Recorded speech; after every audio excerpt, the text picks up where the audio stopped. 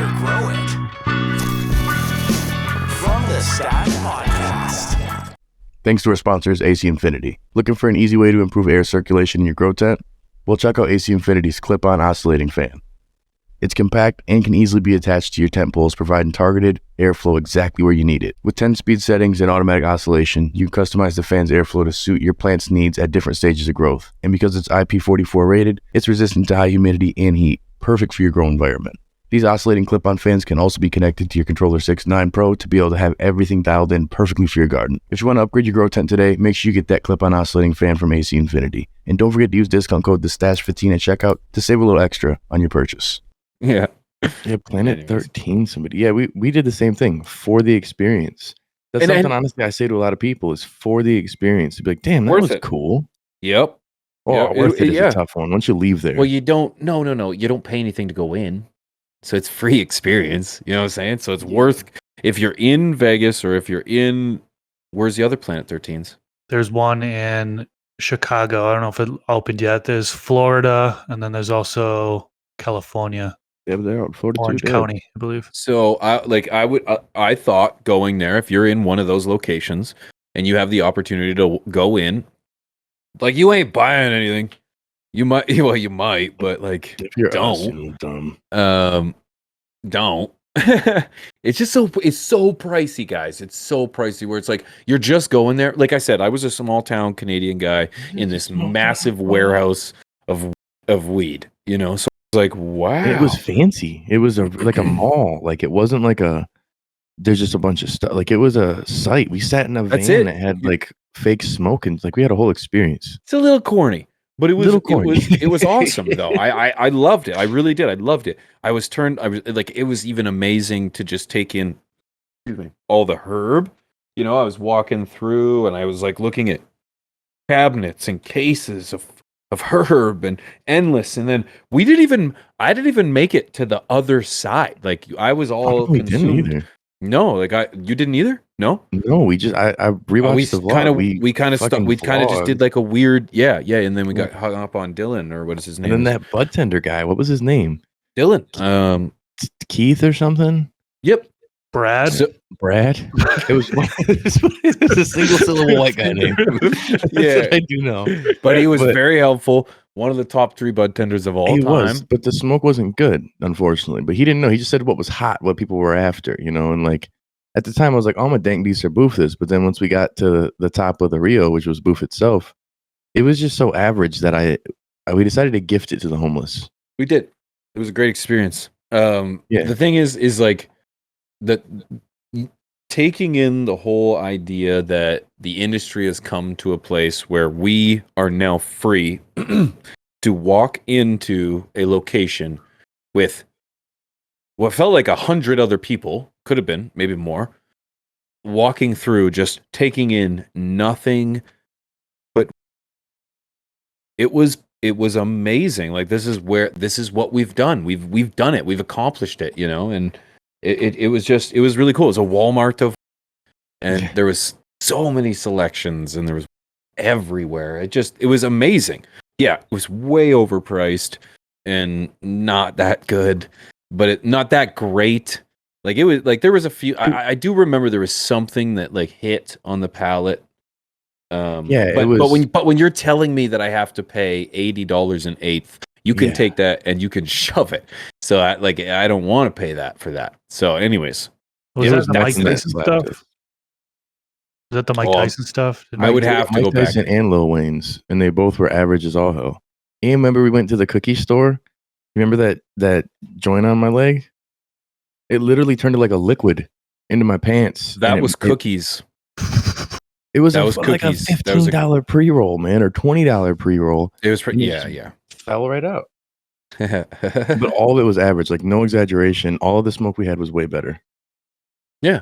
And that includes the stuff that we got from our homies, like Damien, the stuff that Winksicus brought out. Allegedly. All the stuff out. Whoa, allegedly. Oh, yeah. Chris legit did. He walked allegedly. It over. He didn't bring it. And again, Damien had some fry too. That's what I'm saying. And all those blunts we smoked while we were at the event. Where did we go? I'm getting confused. I'm getting confused now. Years, I'm mixing them up. Years confused. I'm mixing them up. No. What if I remember could do though, this 'cause that's every when year? That was when I brought Scooby Doo and Headbanger and some Fry Down. I remember that, and I was staying at the Rio. Allegedly, that was year one. Allegedly, The Rio. Yeah, remember there was like I was smoking a blunt. It was like one of the first times you were. I mean, you smoked blunts before, but it was one of the first consistent ones. You know, like it's not so bad. And I smoked the blunt. We just lost a man. No, there he is. What happened? What happened? It dropped off. What happened? He says. It just kicked me out. Discord. You know who it was? Russia. Russia. Well, good thing we didn't have all the porno up there, didn't we? Oh God, didn't get busted that time, did you? Huh? Uh-huh. Yeah. See, with Vegas has always been I wouldn't say a commodity city, but it's where like things are, kind of, it's become a commodity. A lot of the stuff where a lot of like there is fire out there with product, but the stuff at the big stores or the big places or the names people are familiar with, they're just kind of average. Like even when we went out to Cali, like I love what they've done with their career and their branding and their growing. I'm sure they got a ton of fire. But like Jungle Boy just didn't blow my socks off. It was good, but everything that we had ourselves was on par, if not better. Yeah, so it was tough to be like, whoa. But that is where I'm starting to realize the difference is because it's like I realized this after with the second trip. My expectation has always been so high because I've bought into the hype. And it's good hype. It's marketing. I've bought into that everything is fire. If you're paying this incredible amount of money, it's been vetted, it's been tried, it's been through the regiment, and people are just raving for it. The reality is that's not how it works.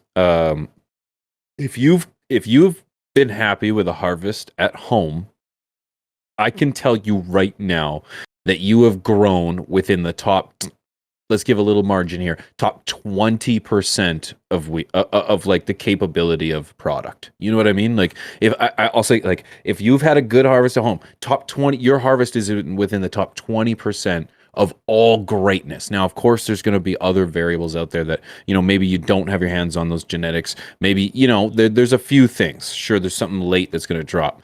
But I'm realizing that I have grown probably the greatest herb throughout that I will ever taste, that I'll ever have. And it's not good. It might get better in terms of like the flavor at certain points or what it's giving me when and where I am in any particular given time. There might be there are particular cultivars that I haven't had yet, or smokes, if you will, that'll give me something that I haven't had for a particular moment. But when you start charging $80 an eighth or what have you, that's when you start losing the discussion, because it's like, oh, okay, this isn't wrapped in gold. Oh, it doesn't do the dishes for me when I get home. You know what I mean? Like it's way overpriced. Well, and that's where we criticize it higher. That's where Jungle Boy stuff would have been good if it wasn't $55 for the eighth. Like I would have had a totally different impression. Now they had another kind that wasn't as expensive, which is great. I'm sure it was decent, but I wanted what everybody was getting. And that's where I was going after. Same when we went to grab XYZ at the cookie shop. I wanted what was hot. And for that being the hottest stuff, it's like, who's saying it's hot? Who's making it? Because in Michigan here, our market is dictated a lot on like word of mouth. Like we had a time where the whole market was flooded with Pineapple Train, like the legacy market. Everybody had Pineapple Trainwreck. Everybody had Godbud. Everybody had Black Domina, like the same stuff, but nobody was mad about that. And it was all fire. And then it was just based on the price. That was the only variation. Now everybody's got the same name, but it's not fire. Everybody's got a sherb pie or a sherb cake or a sherb cream pie, but it's never as fire as what we're doing at Franklin Fields. It's something about hype beast. People feel like if I just get the name and the thing, like you got to actually have the follow through in the product. The branding has to meet the product. It has to meet in the middle. And it's been hard. I haven't found anything like that that's really smacked on our travels, Henshinger says in the chat, I'm very passionate about this. That's why it's like this is something that means something to me, because this is where the legal market is missing the mark. Because Henshinger made a good point. That is black market prices in some places. You're absolutely right. But here's the thing. This is where the backwardness of the whole situation is applied, because in the legacy market, in the black market, if you will, I can get, allegedly, Googled it and Wikipedia'd it both in the same day. I can get this is how it's sold, as quad A, okay, A herb, on the legacy market for $90 an ounce, right? So then you're thinking, wow, quad A. And let's say you get into that source, like this is like old school, that you end up purchasing. Maybe this is the guy downstairs or the guy across the street or whatever. This is your source, but it's legacy source. You're paying $90 an ounce for great product. Let's say all of a sudden something comes around where it's like it's not quad A, and the price doesn't change, but your plug or your source is like, okay, well, it's not as slap as that other one was, and it's the same price, but you know what I mean? You're more likely to buy that. And guess what? Even though you were told, you're probably going to enjoy it. You know what I mean? That's the backwardness of it, because I feel like your guy could have told you, I've got a little bit less, but he's been pretty loyal this whole time. He's built up a name for himself. He's got a reputation, or she, whatever. Yeah, I've got lots of female plugs, but I'm just saying, your guy, your girl, your plug has built up a reputation. So it's like when that bad comes around, you're still more likely to give it the benefit of the doubt and pay the same price. But on the legal market, they're telling you it's amazing, taking huge advantage of you in the price market, and it's still being meh, not the other way around. You know what I mean? And I think if the legal market would just level out its prices, like the book has been written. There is an example already that's working, and that is the legacy market. It's working. It's working just fine. People won't even go to the legal market because the legacy market is so entrenched and so well, oiled. So it's like you just need to compete. You just need to compete, but there is no competition when it comes to the legacy market. It's just weird because, like, again, I see I don't remember who said it, somewhere up here, talking about Kyle Cushman says he still gets 1,000 a zip, and I know people who say these kind of things like we still get. It's like, can you sell 4 a year, bud? So let's not talk about what you can get from one guy who meets you once. Like these are factors. There's people in the commercial market who are like, we're still getting 2,500 a bow. It's like, are you? Well, how many do you sell? Because on LeafLink, it looks like you got a ton of old product, bud. So you got to go with what the market wants, but who dictate the market really is the plug. The main who takes dick in the market? The customer. Who takes dick in the market is the plug most times. And I feel like the issue is it rolls downhill, but the consumer can decide if they want to deal with it or not. That's why I'm a big proponent of home growing. Like back when I was in the legacy or caregiver market, we'll say, I would put people on. I mean, Green Goblin, shout out to him. I was the first person to bring him over clones and genetics for free when he was calling me up weekly to come bring shit over. I was like, nah, dude, save some money. You could do this yourself. You're competent. Like, I've always been that guy where I'm trying to put people on. I don't care. Like, it's never been a long-term thing. I saw somebody comment about that I said that people who still grow and sell are idiots or something like that. No, I just said that at a certain point, you got to grow the fuck up and move on to another thing, man. You can't just always just be a street pusher. You need to either become the plug's plug or move on and graduate to the next thing, because this is a short-term thing. I like people monetizing their passion and their hobbies, but I prefer people putting good product and caring about the plant first. That's my biggest thing. I don't like someone hiding shit behind a crazy paywall for a cut, $20,000 for genetics or something. Like, I hate that shit. The plant shouldn't be so much for profit. Everything shouldn't be a 500% markup. Like, even with sponsor conversations we had, shouldn't always be about making 3,000% markups on it. Like, you want to be able to get the good word out there and still make your bills paid. You know what I'm saying? Like, you got to have a balance. But it's a very cash flow, cash crop industry, whether it's home grow or commercial. Yeah. So, I mean, you can get good and bad experiences for various reasons. I think one of the reasons why it's overlooked as far as you can have a good harvest. You can have a dry that's on point. You can have a good cure, right? But from the actual grow operation to the dispensary and how the dispensary is storing that, they're losing terpenes, right? There's a loss of potency. There's a loss of quality happening from the grow op after they're done, drying or curing, to when it's actually being sold. And I think that's an area that's really overlooked. So you could have a bad experience just because of that fact, Well, yeah, versus the legacy, you're usually you're going right to the connection, the grower, in the caregiver days or in the days of knowing the grower, not the middleman. So you're usually getting the best quality because it's really, really nice. The thought process is your ego's attached to your product, but once it leaves the commercial setting and it goes from the grow to the processing or to the dispensary, it exchanges hands, and not everybody in these places are as passionate. It is dollars and cents. It is what's the most affordable way to control the product and keep it stored versus the best way, And I feel like that's where you see, like, over with our place at Franklin Fields. Obviously, I'm a little biased, but the Botanical Co. What got me, Trey and Wink, to even like the place in the first place when they sponsored CLtv, when we started even dealing with them, was going there and seeing the deli style and sea vaults with they got Integra packs and like everything is controlled. They really care about everything. Their curing containers have the humidity right there on it. Like everything's very, very, very tight, like a caregiver would do. And you don't see that a lot in the commercial space. Even in the legacy market nowadays, I see a lot of stuff that people just don't care. They really just want to get money, man. And that still, I don't want to knock anybody's hustle, but it just bothers me when you hide good product or when you hinder good product because you rather get the dollar. It's like, do something else, man. Be more innovative. Because I want everybody to experience good product, whether you're in prohibition state, legal area, countries that don't get it. There's no reason why it should be so hard to have good genetics and good smoke because somebody's like, no, screw that. I want 50 grand. I popped 10 seeds and found one good cut. Or no, screw that. My name is this. And I grow organically, so it should be this amount. It's like you would charge another human being that much money to consume good product. Something wrong with you, bud. I don't care what you want to value yourself as.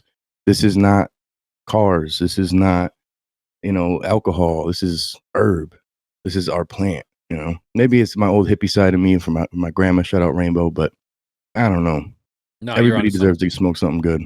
You're onto something, and that's why you're starting to see companies like yours, like the one that you're with, and there's companies that I have seen. There's a company out here called Cypress Craft, and it's one of the it's there's something about this time where we've seen, it's more than when this became legal, there was a rush to the gate. But who was able to rush to the gate? People that had money, because if you didn't have money, you weren't getting in, and if you had networks and connections, that got you even farther. So did those people know how to grow? Does money know how to grow? If you have money, does that mean you know how to grow? Of course it doesn't. If you have connections, does that mean you know how to grow? Of course it doesn't. Well, those were the first people to the door, and they were the first people to have opportunities to put up big multi-million-dollar facilities with 1,000-square-foot gardens, and they were the first ones to have the opportunity to push product to the people. That system is now shifting because now mom and pop shops that worked at saving their money and hiring their sisters and brothers and moms and dads so that they didn't have to hire and spend any more money than necessary so that they could compete, so that they could do application fees, so they can get the ridiculous amount of checks done, so that they could pay the piper. They needed to, that's the reality of it. Now, these people are starting to get into the system and they're starting to be able to compete. But how are they competing? Not with money, not with connections, with good quality product. Imagine that. So it's like now you're starting to see, and when we talk to people from Vegas, and this is where I started to see it, where it's like there are people like Chris from Swank Genetics, no connection to that guy whatsoever, for the record, other than I think he's a really cool guy, hooked me up with some really good smoke when I was in Vegas.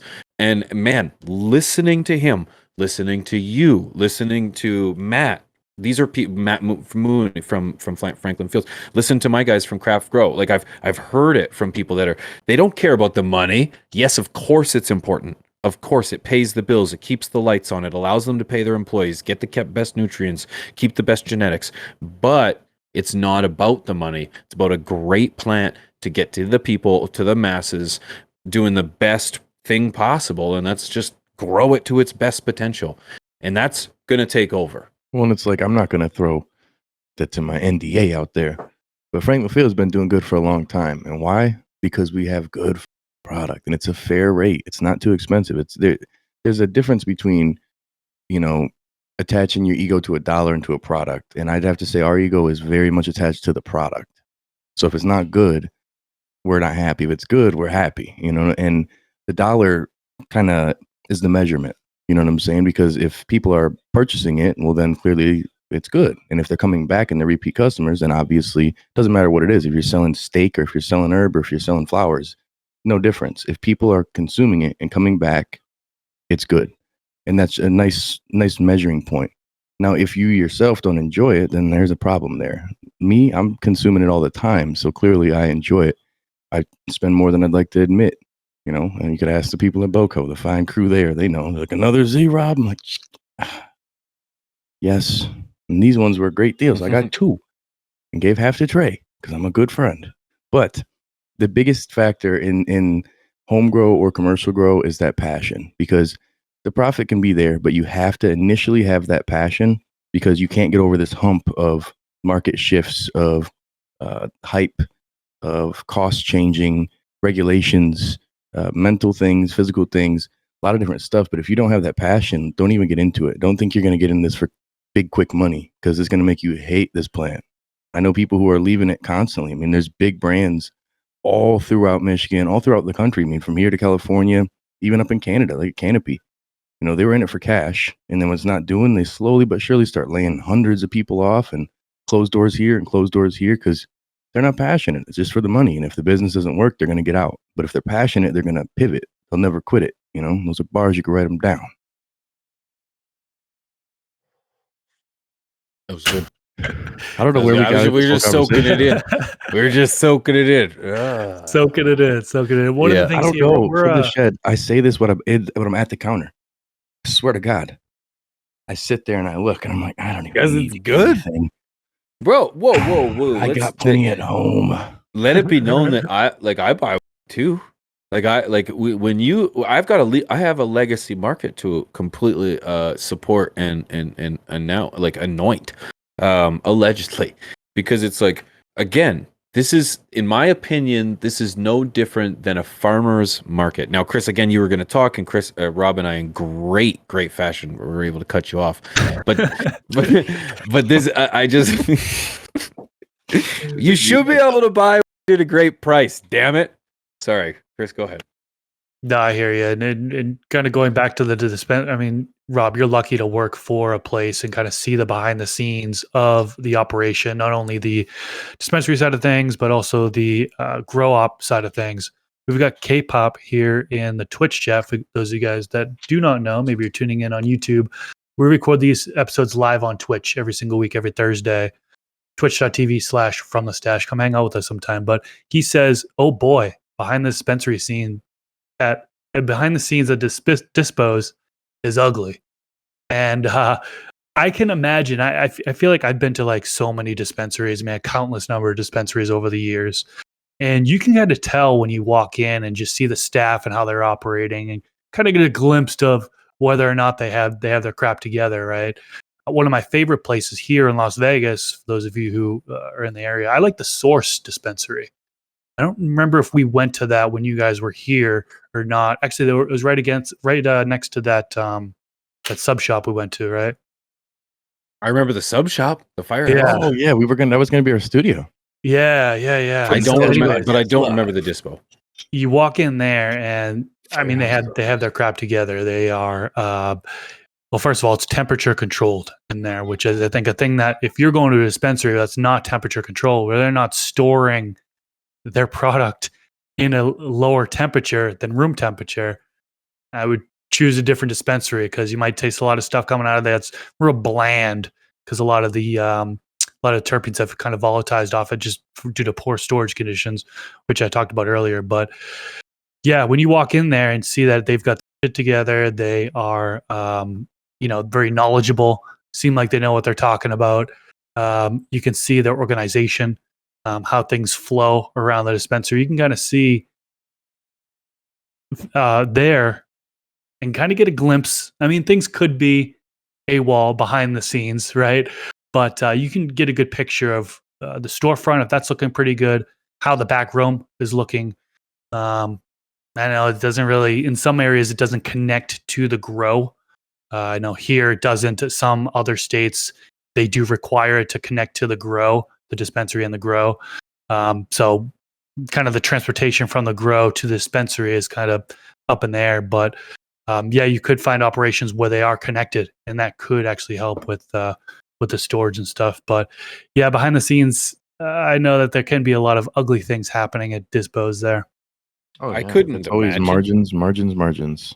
Well, you got to Everything is think too. margin. Like what's unfortunate is like it's either the dispo, that's where product goes to die, or that's where product goes to move. Like I'm not joking, Well, because yeah, it's it like either if goes they to don't you or it goes care, to die. if they don't care, then all that effort, all those things we talk about up as a grower, nail in the veg, nail in the flower, nail in the dry, nail in the cure, nail in, right up to the toke. But wait, there's one more step in between that now. It's the distribution of your product going to the dispo. So your product might sit. So you harvested a few pounds.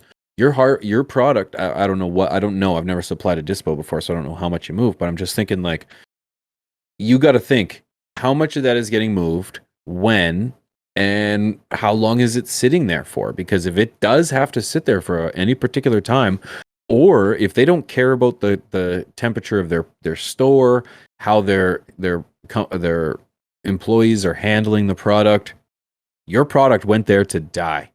And that is and then guess who holds the name on that product responsible? Us. That was boof. You know what I mean? It's like, that sucked. That stuff was horrible. And who do we blame? Not the dispo name, not the Well, that's name like of, not cookies. Canopy. You know what I mean?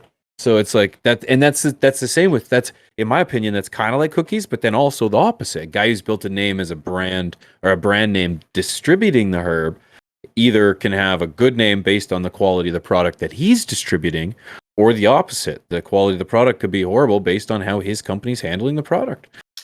So, well, like, it's that's where sticky. Well, a lot of companies just follow regulation. So, like, for here, we have the CRA, the regulation, and essentially, none of them are legally allowed to consume. So they don't know anything about the product, but they make these harsh restrictions, and some of them, are logical. Most of them aren't, but most dispos just only follow the guidelines, and that's it. So, like, hey, I'm following all the guidelines. But those of us who know good product, we know it needs to be taken care of properly. Luckily, again, with us being vertically integrated with Franklin Fields, we bring it right from the grow to our store. You know what I'm saying? But then third party stuff we'll get, and when it's bulk, it's good. But when it's pre-packed, a lot of time it'll be mid and it's old.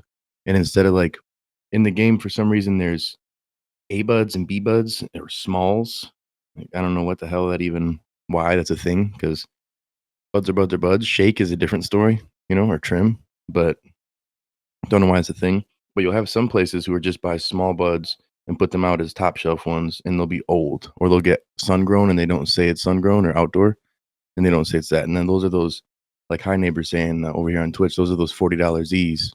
There's billboards all around. I mean, we saw in Vegas, they were saying half Z's, so they're still getting their cash. Here it's full Z's. $60, $40, billboards just say that, and you go there and it's the most trash. I've got stuff, I think I gave it away to somebody. I use it as prop stuff just to show, like, look how bad this is. Literally, it's that bad. But some people don't care, they don't mind. But I legit would rather have some straight shipped from Mexico and Texas that's been dipped in all sorts of other crazy stuff than that stuff. It's horrible, because then it's keeping that market afloat of people who are hurting the craft growers, whether it be home grower or commercial, because they're saying, hey man, I'm getting Z's for $50, $60. It's like, yeah, but it's horrible quality. Just like saying I'm getting $1,000 a Z in the street. Like, okay, cool, but you get selling it to one person. Like, you can say these facts. These are facts, are facts, are facts. I could be like, I get a pound of plant. Yeah, because I've pulled one plant that did a pound. Doesn't mean I always do it, but it's a fact. Yeah, I can grow a pound plant. It's like, you got to get real specific. And in this market, everybody flexes.